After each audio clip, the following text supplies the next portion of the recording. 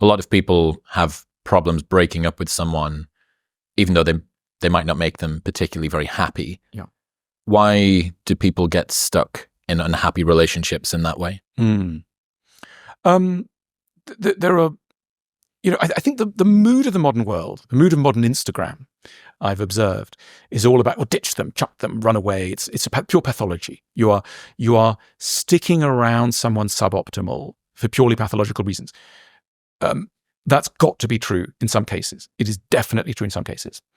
But because it's so well known nowadays that that's true, let's stick up for the other side.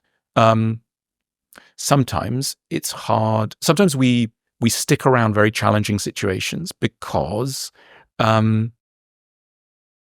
want to try and grow together. We want to try and make progress. And sometimes we can, and sometimes we can't. So, it's a balance. I don't want to advocate, an endlessly unfulfilling relationship, but good relationships will be marked by a heavy dose of what psychotherapists call rupture and repair, a break and a repair. And the ability to, the thing crashes at night, but the next morning it's fixed. Our friends in the East, the Japanese tradition of kintsugi, fixing that bowl with golden lacquer, fixing the break. It's a very, very important and satisfying part of all relationships. Yeah. What about the people who are in a relationship but don't have the courage to leave? They probably have this, they feel stuck, sort of stuck in this unsatisfactory, not abusive, not terrible, but just they have that fear, pulling the pin, making that move. You talked about primary, secondary emotions. Let's not shame these people, right? Let's not add to their woes that they are deficient and ill in some way. They're finding something very hard, and that's okay. Let's bear with how difficult it is. Again, I'm frustrated by the modern tempo, which is like, get out, shoot the awful person, and join the liberated uplands. Maybe, and maybe that is what they're going to do. But, let's be very thoughtful about why they've ended up there. Let's not, this might just be, they might find 100 things in life quite easy. This is what they're finding difficult. And let's acknowledge that. Let's be very kind to that. And let's hold their hands through it. Why? What's difficult for them? Is it that they think that they'll be judged by other people, right? What's the fear? What's the fear? I'll be judged by the people. Okay, good. How does that fear stack up with what might really happen? Or I'll never meet anyone new. Okay, let's think about that. Let's not immediately say, oh, you will. Well, maybe they won't. Let's take it calmly, etc. I'm really resistant to some of this narrative, which is, get out, get rid of the awful, underperforming people, and get into that golden relationship that's been promised to you in heaven. It's not, that may be the direction of travel, but let's just acknowledge the bumps. Yeah, I think it's unrealistic. There's a lot of people who just don't want to make a fuss. That there's this sort of fear, this question, is it fair to want what I want? You mentioned before, how do people that from the outside, you go, why her with him? Why him with her? Why would that union happen? And we don't get to choose what we love in many ways, Absolutely not. We are, we think we've done away with the arranged marriage. No, we haven't. It's just become an emotionally arranged marriage, internally arranged rather than arranged by our parents. Yeah, I think, again, for the cerebrally predisposed, you kind of rail against that. Why can't I?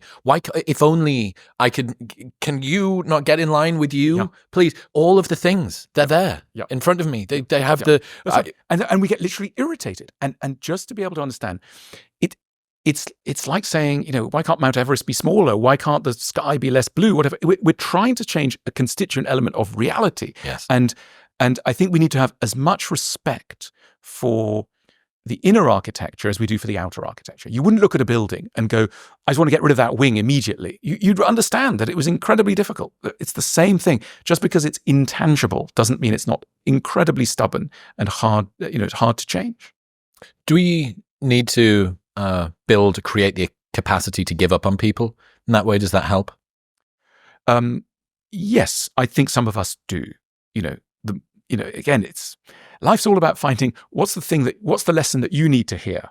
So there are some people, not everyone, but some people really need to hear a little lesson about how sometimes they should give up on people, that sometimes making excuses for people or trying to understand where people are coming from, etc., it can go too far. That those very nice traits can go too far, and that the next best thing that you need to do is to be able to say goodbye without too much regret. That might be the lesson that you need to do.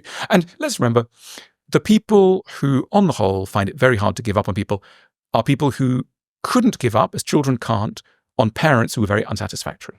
You can't expect a 5-year-old child to give up on a parent. So a parent can be beating the child every night, and the child will think, oh, maybe it's my fault, because the child cannot bear to give up on the parent and do the thing that would be natural to do, which is to say, I'm in the hands of an abusive parent. You can't do that when you're 5. You've got no access to lawyers, you've got no money, you can't go anywhere, you are trapped.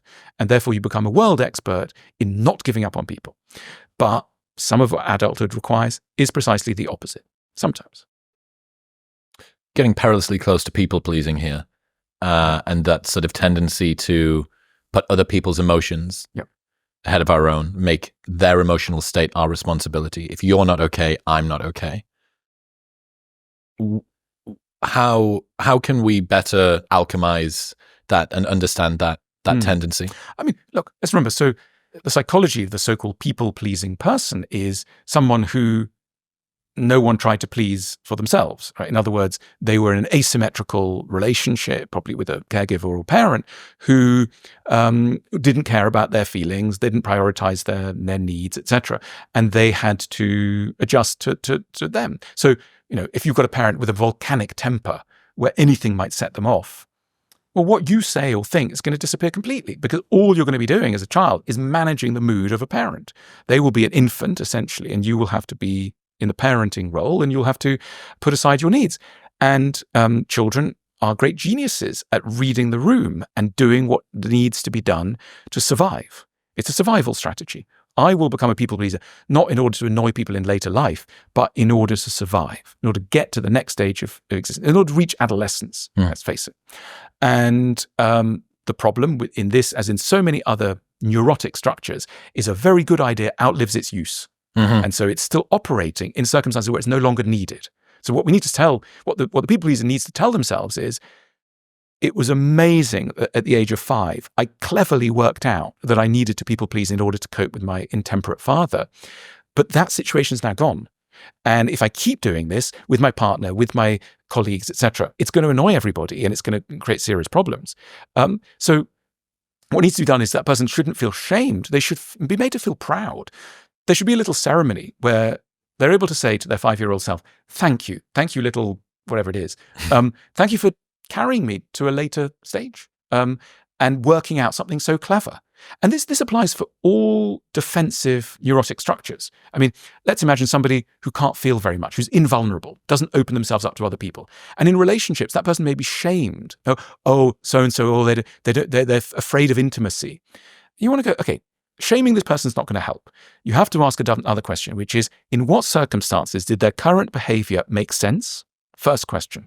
And it always will make sense. You go back in time and you say, right, in those circumstances, of course it may, your father was dying, your mother was absent. Of course it made sense not to feel anything. You would have been destroyed by your feelings. Therefore, very clever 5 or 6-year-old you to work out that it's best not to feel.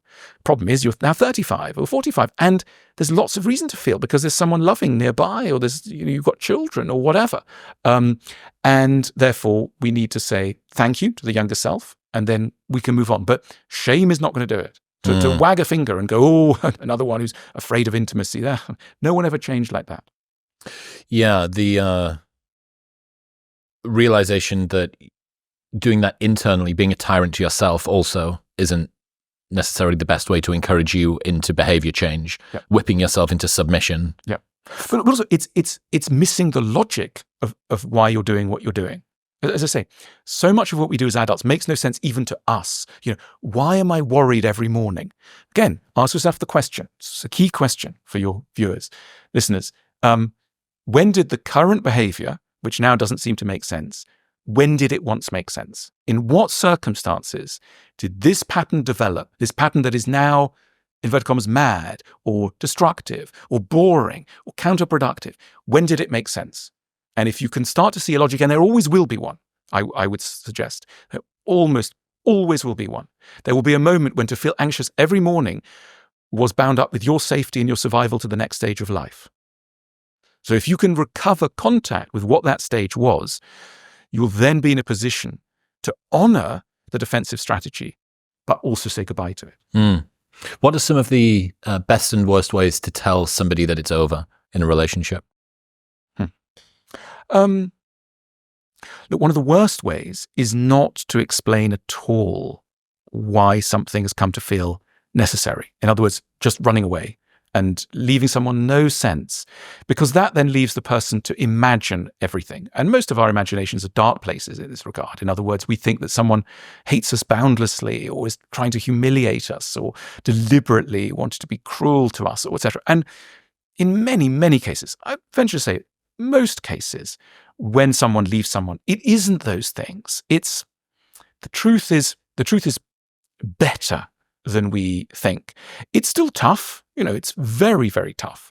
Those attachment ruptures in everyone's life, they're some of the most painful things we will ever have to go through to build a life with someone and then see that life disappear. I mean, we need space to mourn. In Judaism, when someone dies, you lose a spouse, you're allowed a year of mourning. You wear black, and you're allowed a year of mourning where not too much is expected of you, both professionally and personally. You can go a bit mad, and that's all right. Everyone looks after you. They know you're in mourning. We kind of need that when we're heartbroken, when we're serious, because we're dealing with something that is, from an emotional point of view, as serious. This is as serious it literally is a loss. Someone has died. And so we need that space. So to come back to your question, how to break up,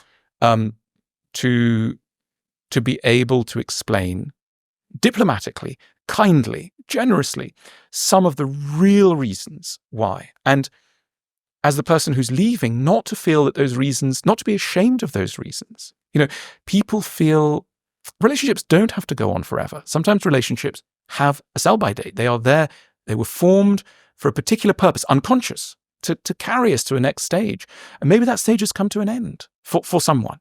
And we can explain that. We can try and, verbalize that. But also clarity. And sometimes people try to be kind in ways that end up being very, very cruel.